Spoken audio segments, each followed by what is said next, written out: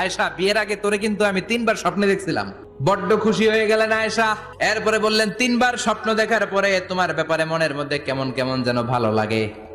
তারপরে একটা ছোট্ট কাগজের মধ্যে, জান্নাতি কাগজ, রেশমি কাপড়ের মধ্যে তোমার চেহারাটা এনে জিব্রাইল বললেন, দেখেন নবী কেমন লাগে। আমি কইলাম, ভালো লাগে।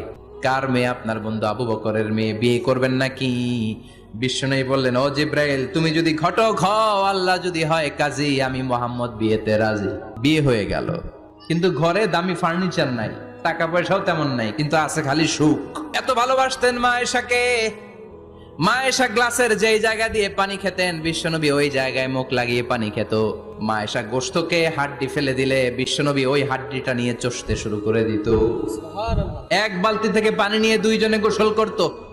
আবার বিশ্বনবীর সাথে সাথে মাঝে মাঝে বায়না ধরতো, মাঝে মাঝে রাগও করতো। বিশ্বনবী বলেন, আয়েশা, কখন তুমি রাগ করো, কখন তুমি আমারে ভালোবাসো আমি বুঝি। মা আয়েশা বললেন, কেমনে বোঝেন? বিশ্বনবী বললেন, যখন তুমি রাগ করো তখন নামাজের পরে দোয়ার মধ্যে বলো, ও ইব্রাহিম আলাইহিস সালামের আল্লাহ, আপনি আমার উপর দয়া করেন। তার মানে তুমি রাগ করে আছো, আমার নাম নাও নাই। আর যখন আমার উপর খুশি থাকো, নামাজের পরে দোয়াতে বলো, মুহাম্মদ সাল্লাল্লাহু আলাইহি ওয়াসাল্লামের আল্লাহ, আপনি আমাদের উপর রহমত করেন। তার মানে খুশির সময় তুমি আমার নাম নাও, রেগে গেলে অন্য নবী দেওয়ার দোয়া সেরা দাও, রেগে গেলে আমার নামটা নাও না।